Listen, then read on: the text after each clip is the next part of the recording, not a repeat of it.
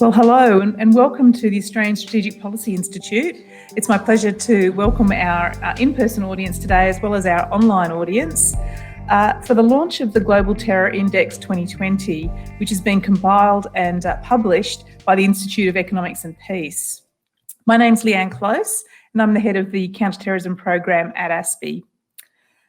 Before we begin, I'd like to acknowledge the traditional owners and custodians of the land on which we meet today in Canberra, where we're based here. I'd like to pay my respects to the elders past, present and emerging of the Ngunnawal people, and also my respects to the people on the country for our audience online also. We're beginning this evening with an address from the Minister for Home Affairs, Mr. Peter Dutton. We'll then be having an overview from Steve Killerley, the founder and chair of the Institute for Economics and Peace. So we'll roll the video. Thank you. Ladies and gentlemen, good evening. It's a privilege to be a part of this launch, and I want to say a special thank you to ASPI and the Institute for Economics and Peace for the opportunity to provide this message and for the important work you're doing to measure the impact of terrorism globally. Australia is very fortunate not to be higher on the Global Terrorism Index. Since September 2014, when the national terrorism threat level was raised to probable, 117 people have been charged as a result of 55 counter-terrorism related operations right across our country. The threat of terrorism to Australia is real and remains unacceptably high. It is alarming that there are individuals and groups who harbour such rabid contempt for our democracy, our beliefs and our way of life that they are prepared to launch attacks on innocent Australians. As the 2019 Christchurch terrorist attack demonstrated, no country is immune from the prospect of a mass casualty attack. It also demonstrated how quickly a nation can move up the Global Terrorism Index. Terrorism is, of course, an enduring threat, evolving against a shifting political and socio-economic global landscape. As the Global Terrorism Index 2020 highlights, the threat thrives on conflict, negativity and uncertainty. And we've seen evidence of terrorists opportunistically using the COVID-19 pandemic to advance their agenda, including through online platforms. Extreme right-wing groups are more organised and security conscious than they have been in the past. And online forums proliferate and attract international memberships, including Australians.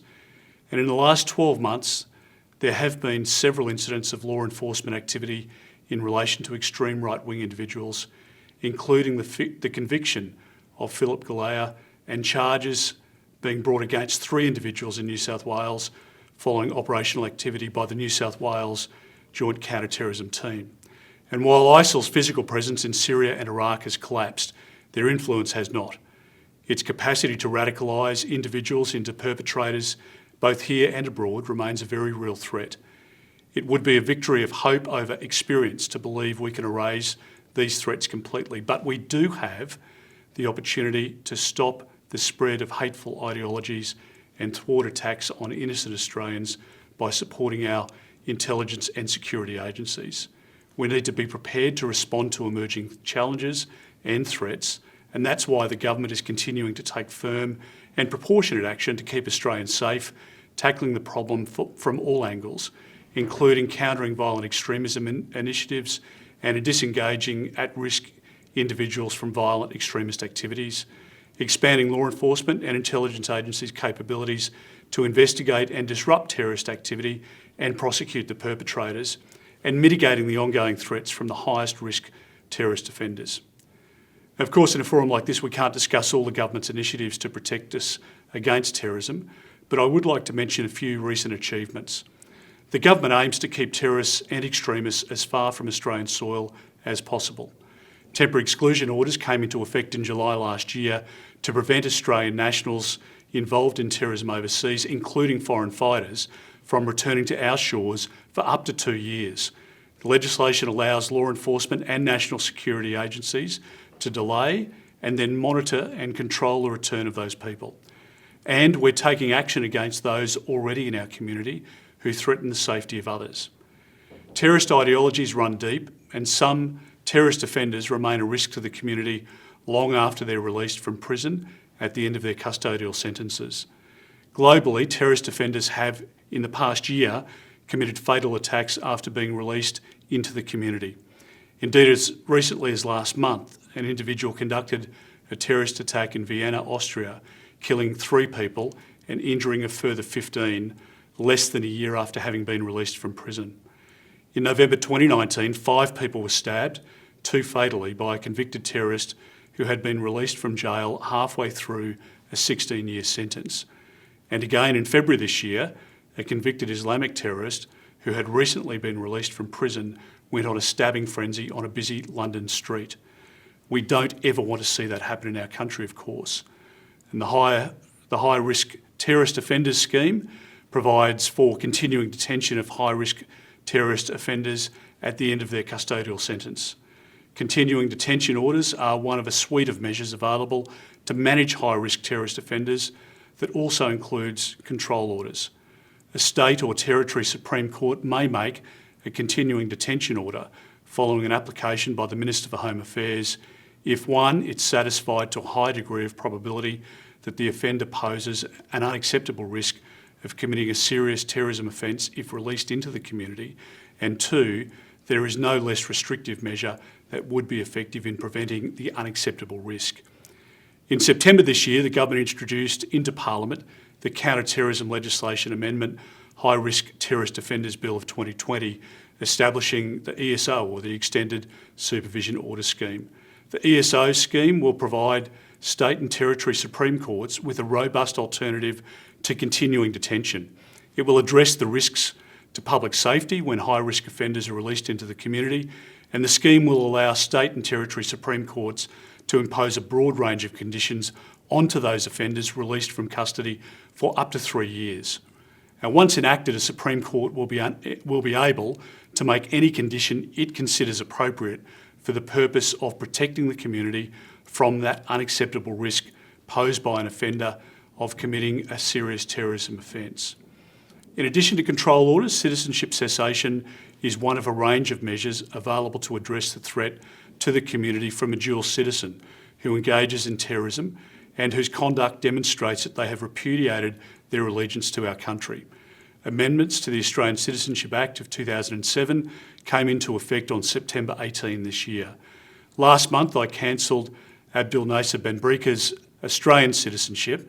He's the first person to have lost Australian citizenship under terrorism-related provisions whilst on shore, and he's been notified of the cessation of his Australian citizenship. Benbrika belonged to a terrorist organisation which encouraged terrorist acts. He had spoken of killing 1,000 people, and in September this year, the government made the first application for a continuing detention order in relation to Benbrika, a matter still before the court. Now, technology and digital communication provides terrorists and violent extremists with the capability to operate beyond borders and in the shadows. Terrorists are reaching into homes to spread hateful messages and propaganda, to groom the vulnerable, to radicalise, to plan attacks, and to train new recruits in tactics and methodologies designed to destroy lives. As we are spending more time online than ever before, we've made ourselves a bigger target for terrorists and extremists exploiting cyberspace. Our agencies are increasingly finding their existing powers are completely inadequate to investigate terrorists and violent extremists operating online because both the perpetrators and their activities are cloaked in anonymity. According to Australia's Director-General of Security, encrypted communications affect intelligence coverage in 9 of 10 of ASIO's priority counter-terrorism cases. Technology has developed so rapidly that our laws simply have just not kept up with the modern threats. Last week, the government introduced the Surveillance Legislation Amendment Identity and Disruption Bill. The bill will help ensure the Australian Federal Police and the Australian Criminal Intelligence Commission have the powers they need to combat cyber-enabled threats to the Australian community, including terrorism. The bill introduces 3 new powers for the AFP and the ACIC. Firstly, network activity warrants, which will enable the collection of intelligence on the most harmful criminals operating online, including on the dark web, and when using anonymising technologies. Secondly, data disruption warrants, which will enable the disruption of serious criminality online, authorising the AFP and ACIC to modify data to frustrate the commission of serious offences.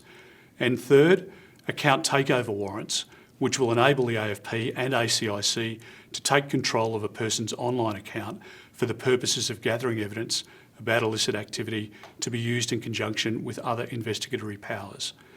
As with all law enforcement powers, the bill is supported by strong safeguards and oversight that ensure the powers are used only where necessary, that they're proportionate and reasonable. In addition, evidence of criminality and vital intelligence is often spread across many platforms and services in different countries. Too often, investigations and prosecutions of terrorism, violent extremism and indeed other serious crimes are delayed or derailed by the unwieldy international cooperation mechanisms that currently have to be used to obtain this electronic data. Now, the Morrison government has introduced the Telecommunications Legislation Amendment International Production Orders Bill, and it will provide for more efficient and modernised international cooperation, including through a Cloud Act agreement with the United States, where many of the world's largest communications providers and social media platforms are based. The agreement will enable Australian law enforcement and national security agencies to go directly to foreign communications service providers to obtain the data they need to investigate and prosecute terrorism and serious crimes.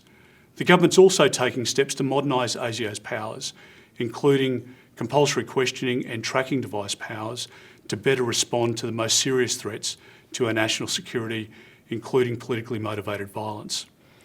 We also have in place initiatives to reduce the volume and effectiveness of terrorist and violent extremist content. Following the dreadful attacks in Christchurch, the government acted swiftly to legislate changes to the criminal code to ensure that abhorrent violent materials online are quickly reported and removed. The legislation puts greater responsibility on internet service, hosting and content providers to act on the most abhorrent violent material available through their services. So, ladies and gentlemen, I've spoken today about the actions that our government is taking to protect the Australian community from terrorism. Terrorism is a serious global problem that no country alone can solve, a fact borne out by the Global Terrorism Index. The Australian government is working closely with our regional and international partners to disrupt terror-related activities and to mitigate the threat both to the Australian community and with our partners globally. I thank most sincerely ASPI and the Institute for Economics and Peace for all the work that you do to deepen our understanding of terrorism. Your efforts help inform national responses to this threat and enable us to be better prepared and to be more resilient. Thank you very much. Thank you, Minister Dutton. I think from what we've heard already from the Minister, what we're seeing happening globally, even just this week in our own region. So we had the findings of the Christchurch Royal Commission, which came out in relation to the massacre in Christchurch in 2019. Even today, we saw the arrest of an alleged right-wing offender, a young person who appears to have been radicalised significantly online and potentially wanting to cause major harm in the Australian community once again. So I think it's really timely that we're able to discuss and launch the Global Terrorism Index here today for you and to understand what those trends are. And our panel discussion following that, we also want to talk then about what more can we do about this as a community, what more can we recommend to governments. There's a significant amount of work happening there already. So I'd like to introduce now Steve Killaley, who's the founder of the Institute for Economics and Peace. Steve founded this institute in 2007 as an independent, not-for-profit global research institute, analysing relationships between business, peace and economic development. The Institute's global leadership extends to calculating the economic cost of violence, measuring peace, risk analysis of the nation's threat levels, and a new understanding and way of looking at positive peace through an 8-pillar model which embraces the attitudes, institutions and structures required to create and sustain peaceful societies. As well as the Global Terror Index, which we're going to hear about this evening, Steve is also the founder of the Global Peace Index, the world's leading quantitative measurement of global peacefulness, ranking 163 countries and independent territories. And I highly commend that work to you as well, which is on the Institute for Economics and Peace website. So without further ado, welcome, Steve. Well, thank you, for the introduction. I can't tell you how good it is to be here. Do you realise this is the first time I've spoken to real people other than a screen now since February? Yeah, so I was excited about coming here. So this is going to be a fast-paced presentation, so I'll move into it quickly. Got 20 minutes and we'll move very, very quickly. But just a little bit of background on the Institute for Economics and Peace. So their major products, as mentioned, is Global Terrorism, a Global Peace Index, Ecological Threat Register, or Economic Value of Peace to the Global Economy. So we got about 21 billion media impressions last year. We work extensively with the UN, World Bank, Commonwealth Secretariat, OECD. And we do contract research for all of them. So the launch of this event, we launched it 4 weeks ago. We've had 1,400 media impressions from 1,400 articles and about 6 billion media impressions so far. So work's used in thousands of universities, and we get sort of 500,000 download loads of our report from our website last year. So we're situated in Sydney, Australia. That's where we're headquartered. Offices in New York, Brussels, Den Haag, Mexico City, and Harare. And that gives us the ability to have a combination of being able to get information from on the ground, but also working with a lot of the major multilateral organisations as well.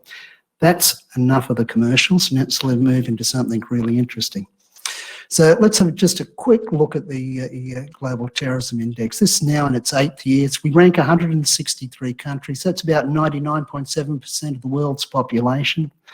And to give you an idea of the complexity of the Global Peace Index, what we've got here is just one indicator within the Global Peace Index, and just give you an idea. It's developed by us. We use data which comes from the START database out of the University of Maryland, and then combine it with a whole lot of other different data sets as well to get the analysis. So now let's just move into quickly to the results for this year. So I just hit 6 highlights. So the first thing, and this is the really good news, and this is I think the thing we really need to take away, for the number of deaths are down by 15% to about 3,800, and this is the 5th consecutive year which we've had a drop. And that drop relates back to the peak of ISIL. So ISIL's core diminishes, but there are some downsides of that which we'll come to further on. But this is the first year since its inception where it's killed less than 1,000 people. What we can see also, and we can see it rising, and there's some good charts on it a bit further on, there's been a 150% increase in the last 5 years in far-right terrorism attacks. And that's middling off a low base, but in 2019, 89 people were killed globally. So you can compare that to the 13,800.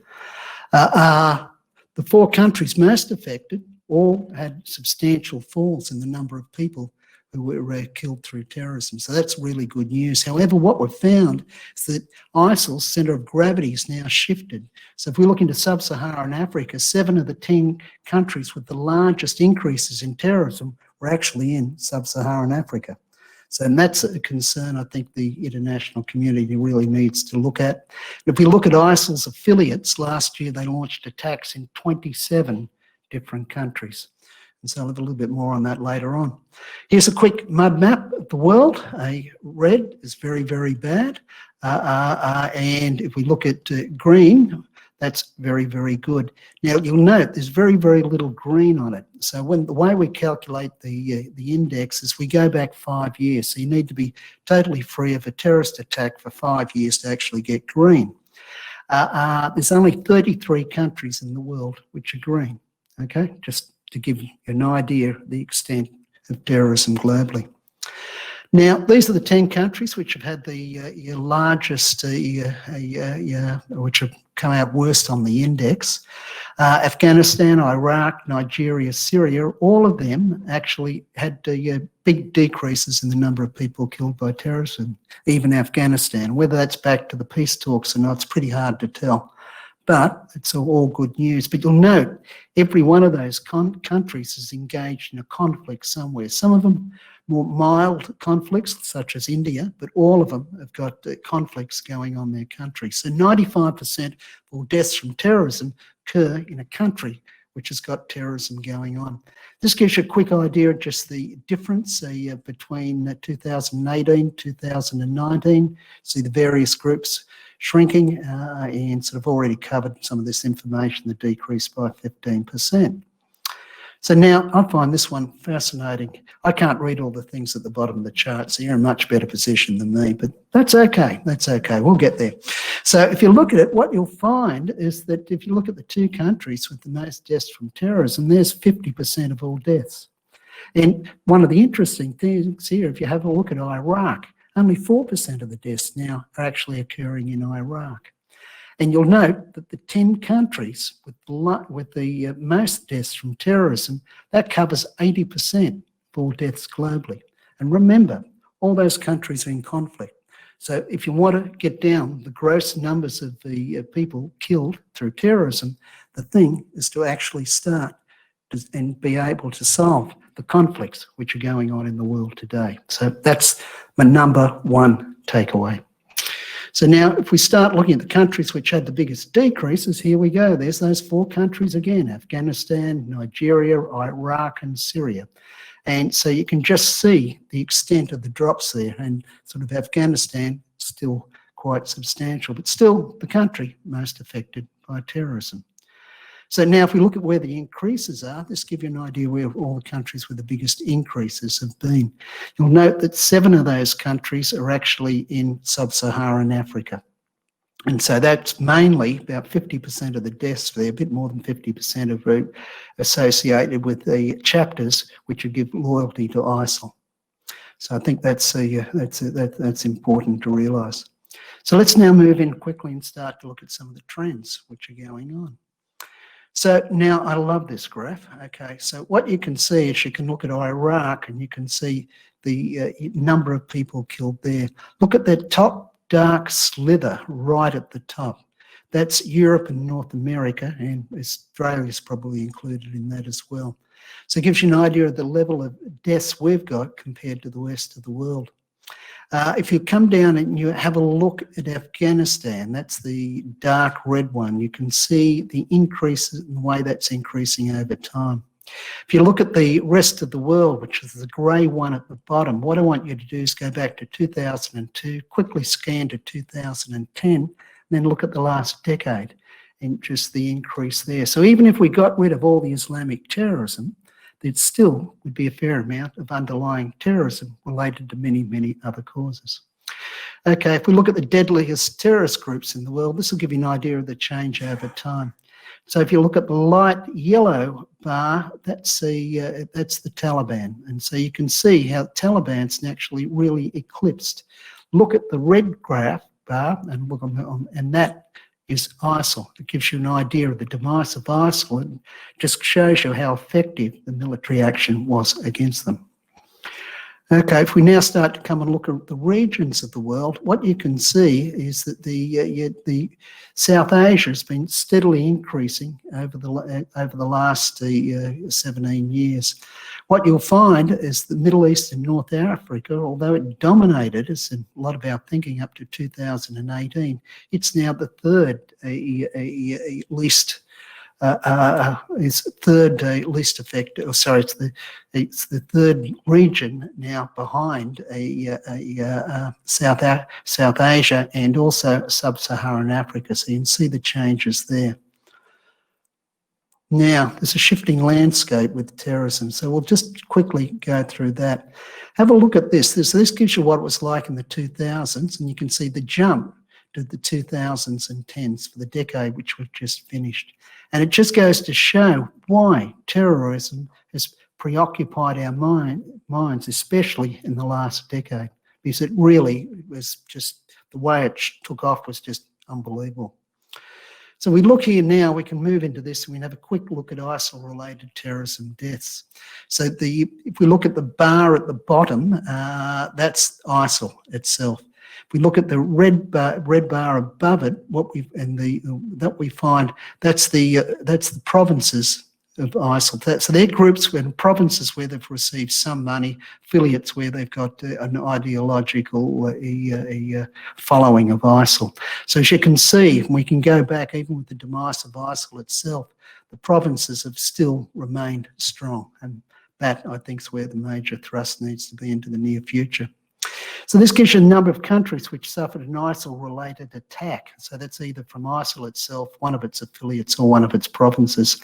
And so there's 27 countries last year in 2019, but you can see it did peak in 2017, but it hasn't come off that much. So it's pretty constant and shows the spread of them.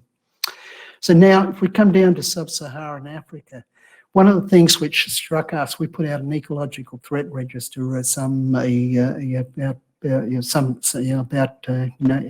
October timeframe. And one of the things we noted in that was that a lot of these countries which are most affected by terrorism also have got a number of ecological threats as well. And that's particularly related to food and water. And so and severe ones as well. But then we looked at the population growths. What we noticed is that 6 of these countries are going to more than double their population in the next 30 years. And the strain that puts on resources, and as we go in deeper, we can see there's this strong relationship between ecological degradation and conflict. And sometimes we can see it going back hundreds of years. That'd be our take. So Afghanistan's the country facing the most ecological threats in the study we did. And they had 6 which they were facing. No other country in the world had that much. If we looked at water-related conflicts in the last decade, the 2 countries which had the most water-related conflicts were Yemen and Iraq. And again, you're coming back to seeing this nexus with conflict, resource degradation, and then the offshoot of that's terrorism. What's happened here? I must have hit the wrong button. How about that? Okay, let's move a little bit into far-right terrorism. So 2 graphs here gives you religious and political terrorism. Religious is obviously mainly, it's entirely related to jihadism. Look at the political graph of incidents, and you can see there was a big peak in 2018. And what that big peak was related to, and that was far left incidences which occurred in Germany with the G20 meeting, and where people were trying to disrupt the transport system within the country. So something in this discussion we're not having anything of, but it's that it is there in the background. There'll be a graph in a minute or so which will drive this home. So if we can look at it, we can just see how the political, which is all far right deaths, is actually on the increase. Now, this I find fascinating. So if you look at the far-right terrorist incidents here in the West, going back to 1970, the Anders Breivik attacks in Norway, you can see that, and you can see that that's the start of the current rise in far-right terrorism. And we do know that a lot of people who commit attacks do refer back to him as being inspirational. So that's quite often the start of the trend. And that'll come into the last slide, which comes back onto sort of the influence and how groups get influences. So if we look at the far-right distribution now, we can see the countries which have got the biggest distributions: United States, Germany, United Kingdom. But that's not the same reflection when you see the countries with the biggest deaths from far-right. United States is there, but you've got Norway and New Zealand. And I think this comes back to the laws within the country and a history of not having a lot of attacks before and thinking they're peaceful. They haven't built up the internal security operations to be able to track the perpetrators down beforehand. So now if we move on, this is a fascinating one. This is mass shootings in the US. So I've got a couple of slides on the US now. So if we look at it, and we can see the mass shootings related to terrorism has been on the rise quite substantially over a period of time. It's been about the same for the last 3 years. If we go back over this period, about 25%. But the real story in this is just the increase in the mass shootings within the states. And so the two quite often are linked together. And that really comes back to the availability of guns. So what actually is one of the things which sort of comes under it is people's tolerance of violence. So the ones who are really radicalised and maybe slightly bent, the ones who go to a murder. But we look over the last 2 years in the US through polling there about people, about American citizens who think political violence can be at least partly justified. We can see how it's risen. So now, when we look at it, whether it's Democrats or Republicans, so you could see those left or right if you like, it's about 35%. And so hopefully, under a new presidency, maybe that'll drop down. But that is a truly alarming fact, I think. One of the things we can see in the West, and these are one of the things which we find associated with the terrorism, radicalisation, is alienation from society itself. So a lot of the people who commit the acts also have a lot of other antisocial behaviour before they actually become terrorism. So if we're looking across the Western democracies, and it varies from country to country, but you can see all these different factors have deteriorated in the last decade. So group grievances are up, quality or disinformation is up. The fractionalised elites, that's where the elites between societies get further and further apart and start fighting more. That's epitomised, let's say, by the US political system in the last 4 years, or Brexit. Press freedoms have been on the decline, and the equitable distribution of resources. So I'm almost done. Just a couple of slides to go. So that gives you an idea just the terrorist groups and their survival rates. Most don't get past the first year. In fact, 60% of them are gone. And then they slowly fall off over time. But what we can see, particularly with the jihadist groups, they fracture, they form, reform, very fluid with the members and the way they move through the different organisations and groups and regroup. So but it's interesting when you look at that. One of the things which is common between the developed and developing world, or the advanced economies and the rest of the world, is group grievances is highly statistically significant, but only at a rating of about 0.5 in the advanced economies. But that jumps to about 6.7 when you get into the rest of the world. And so you can see that sort of there are other factors, and we can't go into it now, which mute the group grievances in the advanced economies, whereas the rest of the world, it's really, really important. We've also done, this is really simplistic, so we've also done a lot of work looking at systems theory. A lot of people talk about systems and looking at systems these days, but it's mainly talking about it from what people think, and sometimes it's very, very good ideas. But the whole idea of systems really originates with mathematical models. So we're now using a lot of mathematical models to better understand the way societies function. So one of the things you can look at, and this can be applied beyond terrorism, but here it's simply in terrorism, is influence. So how do groups get influence, and that influence in a terrorist organisation results in deaths.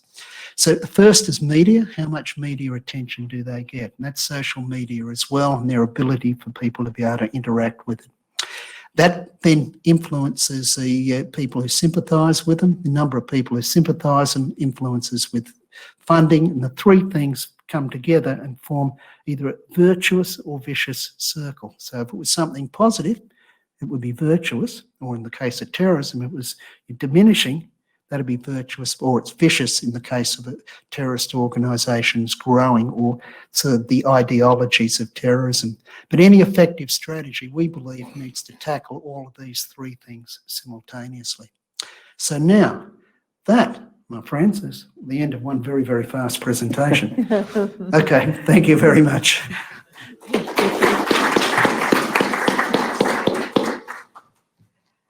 Steve, thank you so much for that. It's really comprehensive, and the report is available online as well for people to have a look at some of the detail. But I think it's just so important for our governments, communities, to have that comparative analysis and the long-term trends, because only by getting that sort of level of data do we understand how we might try to tackle this globally through our institutions and in our own nations. And so that's what we're going to be starting to talk about with our panel. Before we do that, we'll have to have just a very short, quick change so that we can have a COVID-safe stage for everybody. So if you just bear with us. For people online, if you want to start forwarding your questions through, please do through Livestorm, and we'll try to get to as many questions for the panel as we can as well. But we'll just reset the stage now. Thank you.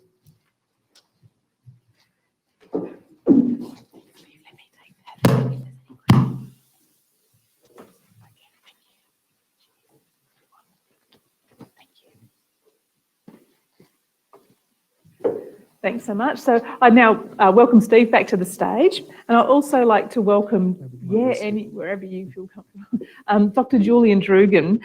Julian is a senior lecturer at Macquarie University. I'd also like to welcome Peter Lowe. Peter is the CEO for Phronesis Consulting and Training and had a lengthy working life in New South Wales Government as well, working with particularly focused on youth and terrorism. And Commander Sandra Booth, head of the counter-terrorism enduring risk investigations area at the Australian Federal Police. Please welcome them with me.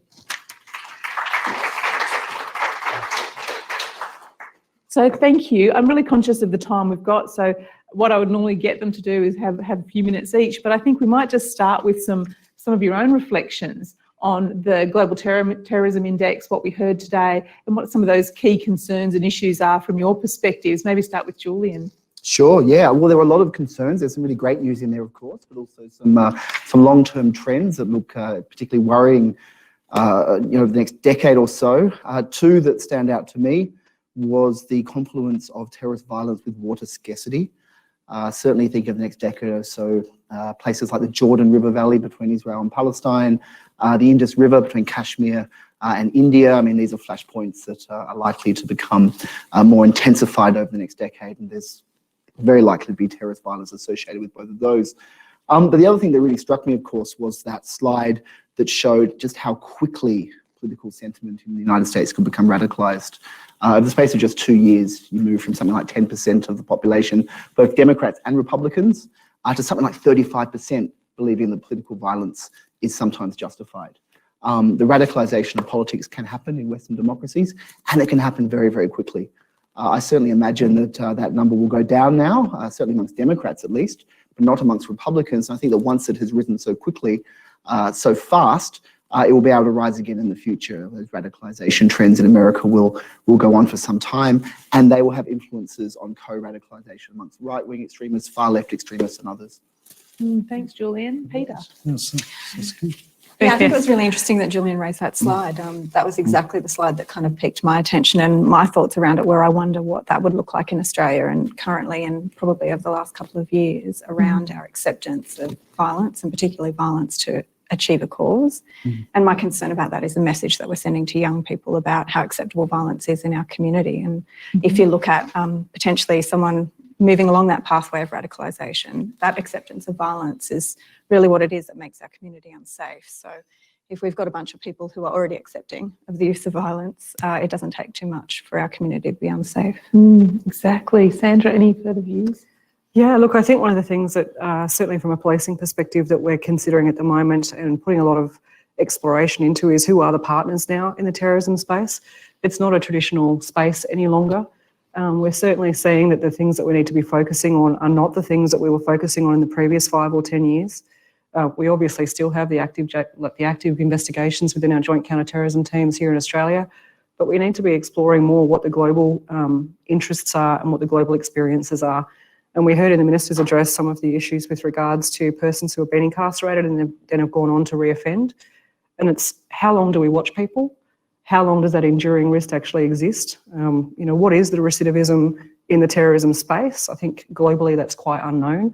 And actually being able to measure that risk in a way that's tangible and understandable and personalised to each individual that we see in the terrorism space as well. Yeah, thanks, Sandra. Just for our live audience, if you have any questions, please raise your hand, because we've got our fabulous interns here at ASPI who will deliver a microphone to you so that we can be heard online. So, Steve, another interesting aspect, I thought the aspects that you talked about there in terms of security, resource security, food, water is a really, looks like a really key factor for those countries that have the highest threat rates. And you mentioned that 80% of those countries, such as Afghanistan, Iraq, Syria, comprise 80% of the global deaths. So I'm just wondering, you've got such a war-torn environment, it's just rich and ripe for these sorts of actions. What sort of recommendations do you make to agencies like the United Nations or WTOs, all those sorts of things to try to combat? 3 recommendations which I'd make. One is that you need to use effective military force to be able to intervene and knock out some of these groups. You need to work on because a lot of the time these countries are very, very poor. The governments don't have much resources in tax bases and other sorts of things. So I think there's a need to be able to reinforce those governments, like reinforce the governance within them, and also be able to help them build the competencies to govern well. I think it's a need on that. And the two other things come down into development. The one is the sort of the interventions around just standard developmental aid, but it might take us that you've got to be looking at the micro level, and that's sort of really down to poor farmers in a lot of places. The second thing is you need to real focus on birth control as well, so family planning. That'd be the other thing. But I'll just come back to Australia for 1 second.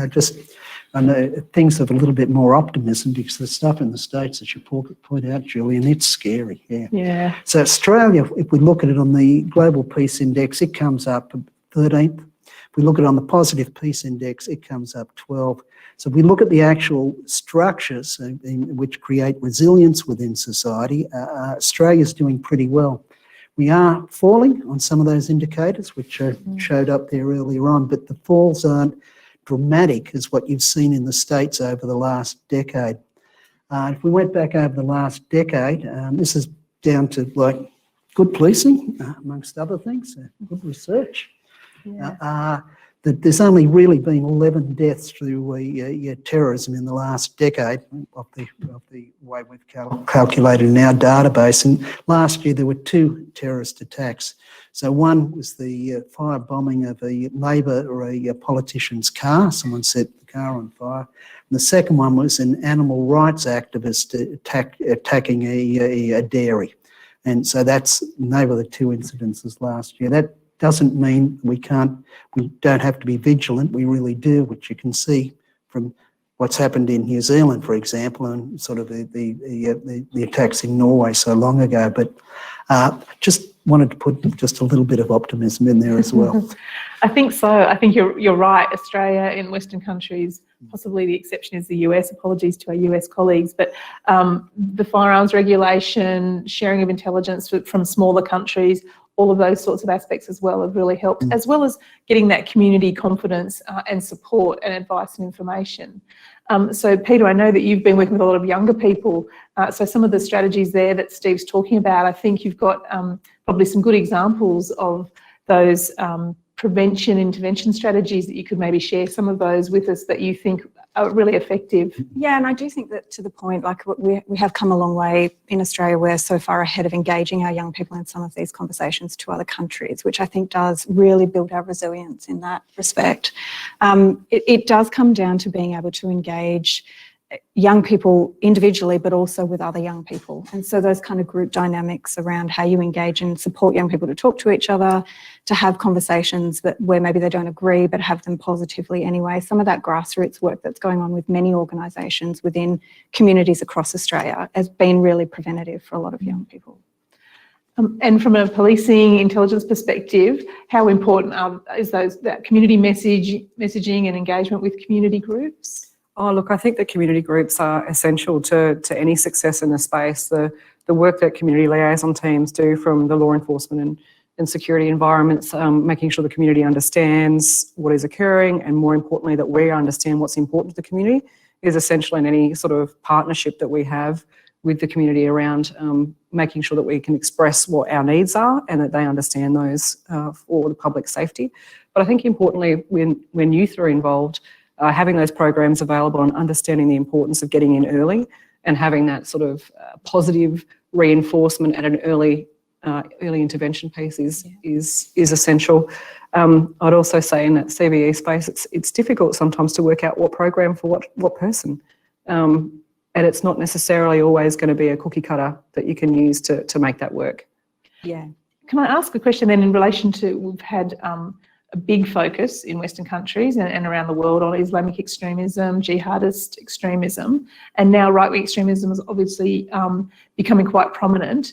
Are there different strategies that we need to adopt when we're trying to look at prevention and intervention for people with different ideologies? Maybe start with Julian and then come to you guys. You can see me nodding away. I could. Here on the stadium. Absolutely, it's a different sort of risk. It's a different sort of threat, right-wing extremism. I've just finished with colleagues at Macquarie University a large project looking at online right-wing extremism in New South Wales following the Christchurch attack that was sponsored by the New South Wales government. We assessed millions of social media toots, specific social media actions across 4 different platforms, from 8chan, 4chan, Reddit, across to Gab, Facebook, and also Twitter as well.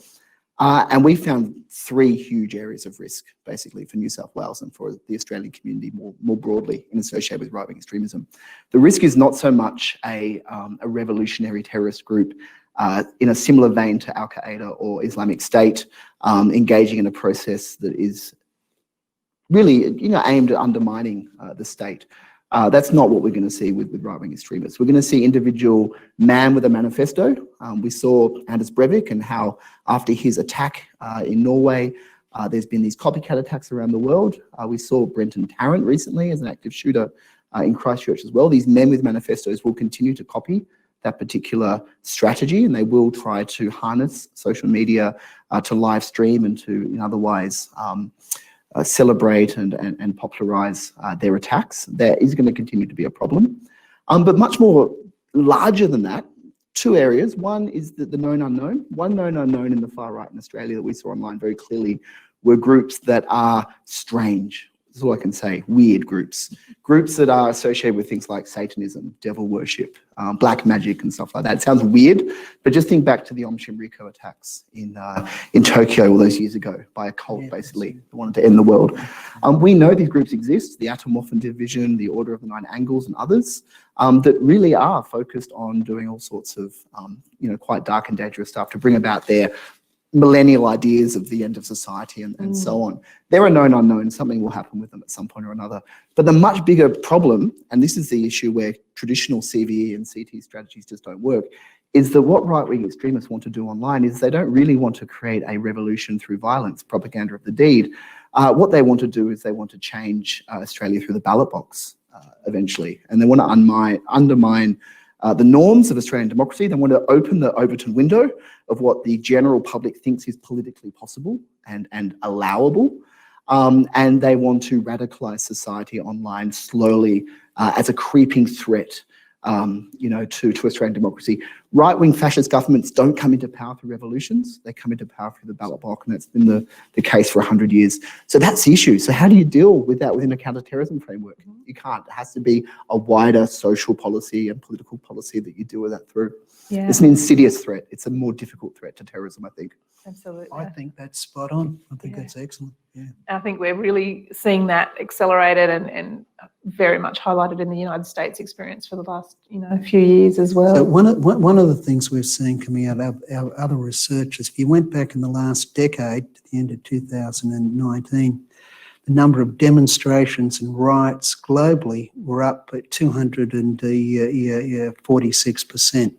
So that's just been keeping on rising. Yes. So you've got this level of discontent, and it comes back to those kind of factors which I had on the screen. And so for me, I think what's really needed, and this is beyond this group here, it's really a political discussion. We need to start to address a number of those underlying issues which are causing people to get dissatisfied with the system, because, as you say, you can see it in spades in the US over the last couple of years, is the people will vote, and they'll vote for something radically different than what we consider civilised. And we're absolutely seeing that in Europe as well, and some of the symbols of Nazism and things coming again to the fore. It's just really difficult to watch some of those things, and there's a real groundswell for it. We might go to a question in the audience. I think we have one. Oh, we have a couple here, sorry. So we'll just get some mics to you, and then we've got some online as well to go to. Thank you. Thank you. Yes. Jenny Gordon, DFAT. Given this week is the week for really looking at domestic violence against women in particular, I wonder to get the panel's views on, do they see any relationship between domestic violence, gender equity, domestic violence as an indicator, gender equity as a possible solution, and the issues around, well, certainly right-wing extremism, but also other ends of extremism. Who'd like to take that one? Yeah, Sandra? certainly. I mean, that's probably something that we've all got something to say on. But from my perspective, I read a really interesting opinion piece exactly on that issue over the weekend. I think it was in the Australian, where they were talking about the use of violence or family violence by persons who prescribe to an extreme ideology. So I think that there is much literature out there that suggests that these two things can be linked. And I certainly believe from a policing perspective that violence in the environment that's initiated by a person against others is not prescriptive to who those others are. And certainly in the environment where their vulnerabilities or their abilities to their, I guess, insecurities may be exhibited, they may be prone to get there faster than others. But I am speaking from a very policing, I guess, field, and we employ spidey senses a lot in that environment, to be blunt. So without the academic background in it, I would prescribe to that theory. Anyone else? So certainly when you're looking at the things like the Global Peace Index, gender equity is statistically related. And so out of that, we produce this index called a positive peace index. So we've analysed something like 25,000 different data sets to be able to determine the ones with the most statistical significance. And then we turn that round into a 24 indicator index, which is an excellent way of being able to look at the long-term change and the resilience of societies, and measures adaptability, it's related to economic growth and a whole range of other things. So gender equality fits in with that.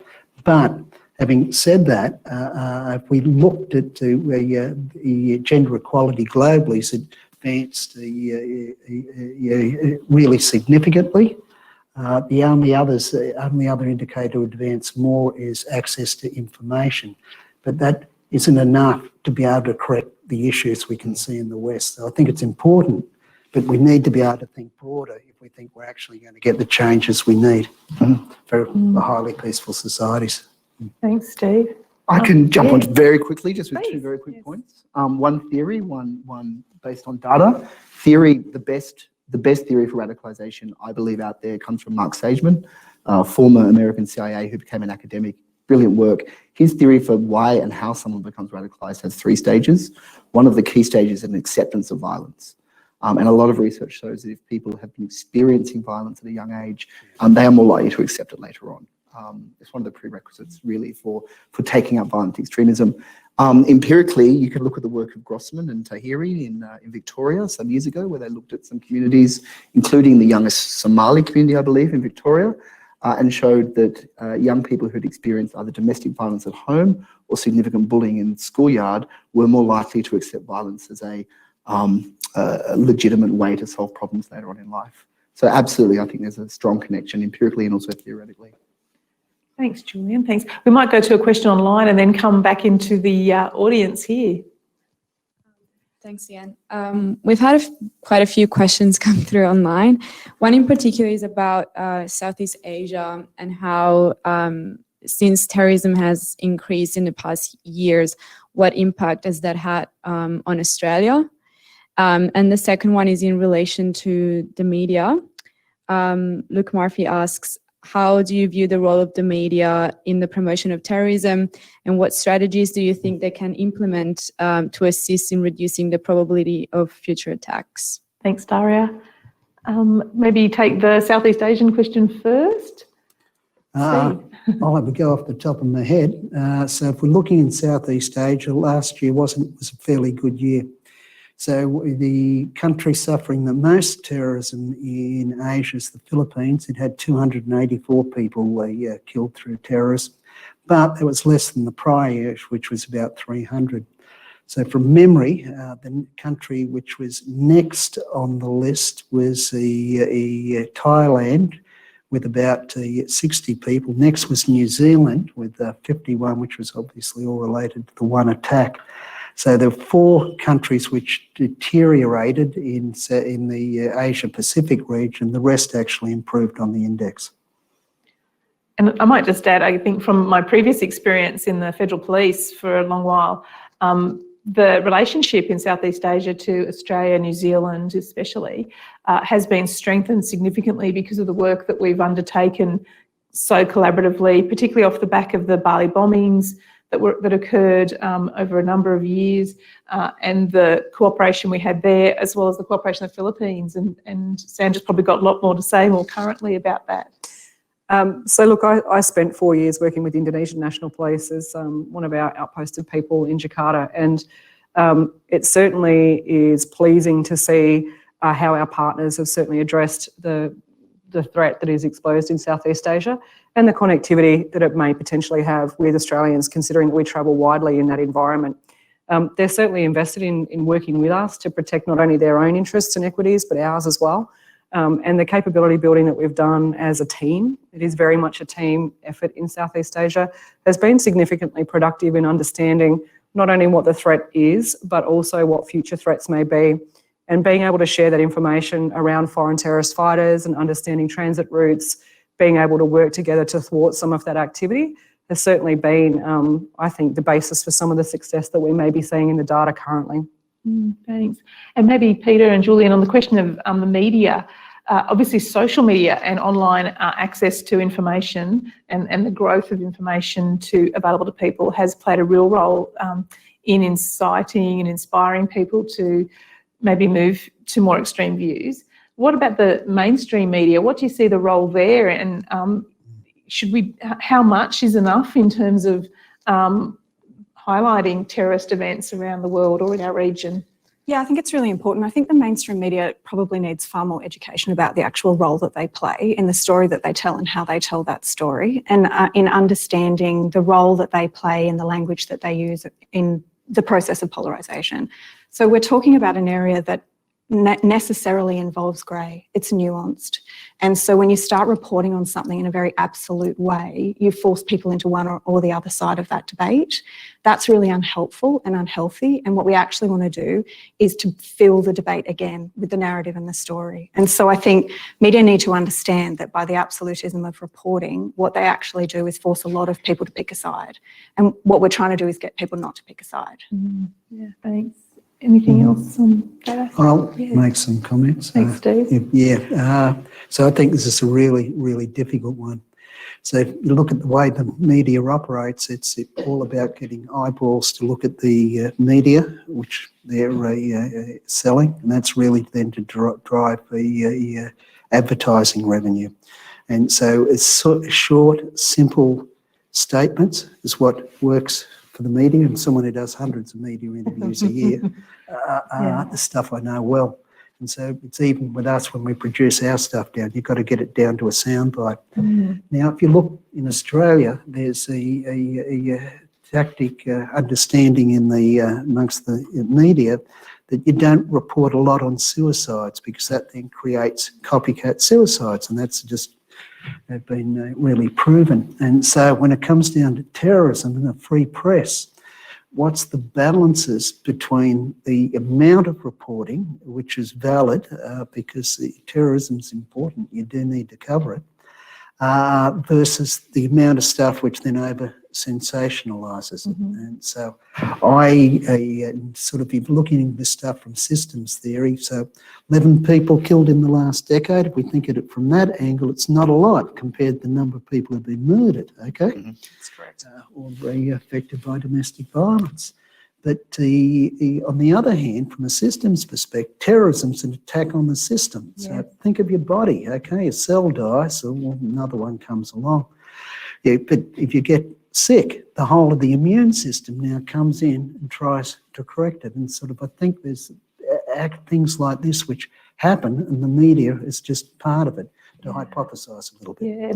Thank you. We'll have another question from the audience. Levi. And then we'll come to Sorry.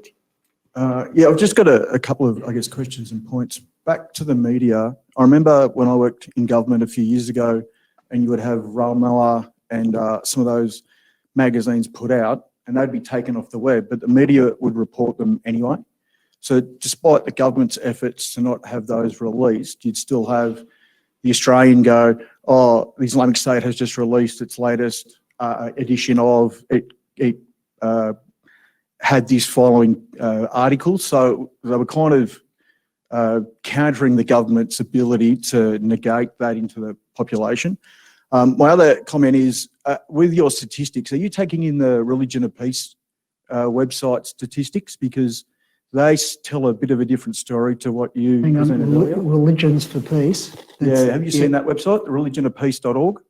That monitors all Islamic extremist attacks There's a group called Religions for Peace, headquartered out in New York, and that's the largest group in the world working on interfaith dialogue. So I'm on the President's Council there and was the treasurer of it for 5 years. So I'm not sure if we're talking about the same organisation, are we? Yeah, they publish like a weekly, monthly, yearly statistics of global attacks.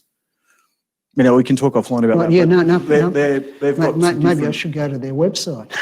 Yeah, it's amazing. And because the other thing it's starting to capture is the fact that, for example, the Taliban have retaken a lot of territory in Afghanistan. Yeah. We're pulling troops out. So the number of attacks are down. We're pulling troops out of the Middle East.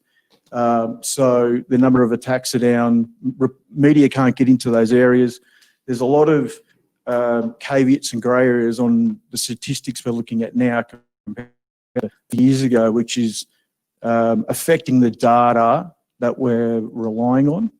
And then to Julian's previous comment, my question is, terrorism is a great word, but in fact, we're looking at violent extremism. So how do you assess the violence? Because as you said, whether it's a 3-step process or a 5-step process, it's the acceptance of violence that we're trying to monitor, assess, and intervention. Yeah. So where are you at with that of looking at individuals or a group's acceptance to use violence to move their cause forward? Yeah, look, firstly, on your comment about social media, very briefly, absolutely what we found in our research of online violent extremism is that the vast amount of violent extremist social media clips that young people were sharing in Australia last year came from mass media.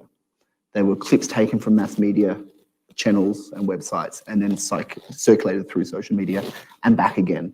So this distinction between social media and mass media, just like online and offline, you know, it doesn't really hold anymore. It's a blended environment online, and mass media cannot be given a free pass and social media blamed in this context. Regarding violence and extremism, I'll speak really candidly as an academic, and I'm not going to talk about research. It's my experience over the last 5 years. We all thought we had it worked out 2 or 3 years ago. We understood that forms of Islamic extremism, because mostly what we focus on was Salafi jihadism, could be extreme. You could be a Salafi, but you do not necessarily engage in or support violence. Therefore, there's a distinction, as you say, between radicalization to extremism and mobilization to violence. You can cut down between the two and work out your law enforcement and intelligence strategies based on that. And then right-wing extremism came along with the insidious threat that I mentioned before about the goal of far-right extremists not to create a revolutionary movement that's going to topple the state, but instead to insidiously change the norms and values upon which that state is based. And all of a sudden, this distinction between extremism and violence, it has to be rethought, because we're dealing with a phenomenon of our own normative Western culture that is now becoming extreme and possibly able to lead to increased social violence in the future for Australia. And I would argue that the extreme left is the same as well. And so we have to decide as a society collectively where we think extremism ends and the potential for violence or the potential for mass social change, which is against our basic principles, begins. And that might be the sort of discussion that Muslim majority nations have been having for the last 10, 20 years since 9/11. Sorry? Yeah. Once the terror threat becomes insidious to your own culture and is an extreme outlier or extension of an aspect of your own culture, then you do have to rethink that equation between extremism and mobilization to violence, I believe. Thank you. And I know we're running a little bit over time. We have one more chance for one more question at the front here, and then we'll have to wrap up, unfortunately. So, yeah, Alex, just at the front. Thank you. Thank you very much. Abe Kudan from University of Sydney, Conflict Management. I just thank you, Steve, for the presentation and the panel. My question is, first, violence has no religion, and that's what I believe in. I'm a Muslim, and every time I hear Islamists and jihadists, it's just I cringe. Because there's an attack about me, not just about those criminals out there. Yeah. It's about me. And I think it is about time we start to change the language.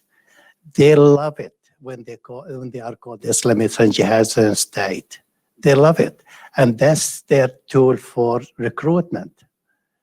Because they come from a religious ground, and that's it. They're using it and abusing it to the max. And we are actually assisting them and supporting them in their recruitment. And what language do you think we should use? They're just terrorists, they're criminals. Terrorism. Yeah. We call far right or extreme right. We don't call them Christians or Catholics or Orthodox or whatever. We don't call the Buddhists who commit crimes in Rohingya as Buddhists. We don't call the Israeli settlers as Jews. Why we call Islamists is the only religion we associate violence with. It's about time maybe we need to change the language. Thank you. And I just think to Julian's point before, I think it's because it was very separate, very other than the majority. And so now we're going to have that very clear debate about where does that creeping threat become a threat when you talk about that right-wing ideology? Because whereabouts do we draw the line in our society? At what point do we say that that's now no longer acceptable? Absolutely, because it's going to look like so many of the rest of us, and so many people in our society hold values that sit along that spectrum somewhere. Yeah. When we look at what we call the far right or right-wing extremists in Australia, we see a movement, a broad social movement that is not primarily based around groups, unfortunately. I wish it was. It'd be very easier to follow and to disrupt and to arrest and so on. We're looking at a broader social movement that occurs across online and offline space that couches itself in the language of conservative politics, but is not in any way affiliated with conservative politics in Australia or anywhere else. They're revolutionary. It's very clear when you go through their narratives and their themes. They hate all sides of government, right? So they're disguising themselves in the guise of conservative politics to build up this social movement to eventually have a revolutionary overthrow of what they see as the system. In a similar way to how what we could call Islamist or whatever you want to call them groups use Islamic language as part of a revolutionary movement. The two differences I would say with Islam, unfortunately, first is that there is a distinctive religio-political philosophy that has been created over the last 70 years, since the time of Sayyid Qutb, through to Abdullah Azzam, through to Zawahiri and Osama bin Laden, to Islamic State today. And no matter what happens with Al-Qaeda, Islamic State, or any of their manifestations, that political philosophy has now existed for 2 generations. And this is the most frustrating thing, is that their primary identifier is Islamic. So they're constantly pushing out propaganda saying, we are Islamic State, we are Muslims. And so to effectively respond to that, you have to at least take them at face value and then respond and say, no, you're not because of these reasons. But I don't think we can just pretend that there's no connection.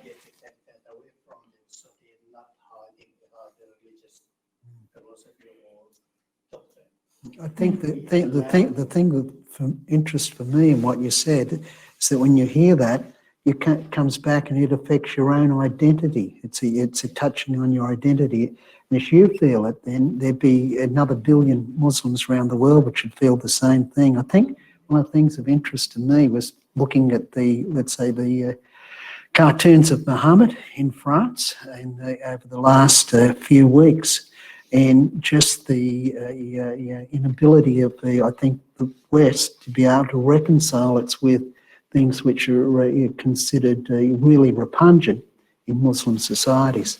And so this is something about sort of globalisation, and it's just not in that area, but it's a whole range of areas where we talk a lot about tolerance and inclusiveness, but a lot of the time we look at identity, not at being able to tolerate radically different values, okay? And you get the tolerance which someone was mentioning earlier on. If you've got that, then you're not getting that fractionalisation of society, or particularly with the elites, which then sort of leads in to those massive clashes within society. If I could add to something that you've just said, is that that is regular feedback that we certainly get from the community, and we do hear that very loudly and very clearly.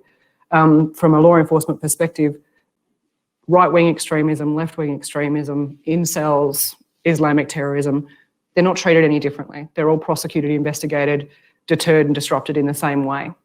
I think that the future of our roles collectively in this space is really about understanding the meaning of terrorism in its very different forms, how it affects community in a very broad sense, how we play a much better role with the media in making sure that we don't give airtime to something that possibly doesn't deserve it, and therefore increasing the value of it. And I think also going forward, we have to accept that in every crime type, there's an evolution. In every crime type, things change, and we need to adjust, and we need to adapt and be agile and flexible and malleable. And specifically in the CT space, I really do think we've reached a point of change. And the horizon looks very different to the previous years behind us. And we really do, as a collective, across the academic space, across the policing, across intelligence, really need to start thinking about how to do things a little differently. Because things are changing around us and we do need to keep up. Thanks, Sandra, for that. And I'm so sorry we have to bring the evening's event to a close. Really like to thank everybody for your questions and participation. It was such a fantastic panel and discussion, and thank you so much, Steve, for your presentation and launching or relaunching the Global Terrorism Index with ASPI in collaboration tonight. Really do appreciate it. For our audience, I wish you all a very happy and safe Christmas and New Year this year. It's been quite turbulent. I'm hoping 2021 might not be quite as exciting maybe, but please can you join me in thanking all of our panellists and Steve very much today.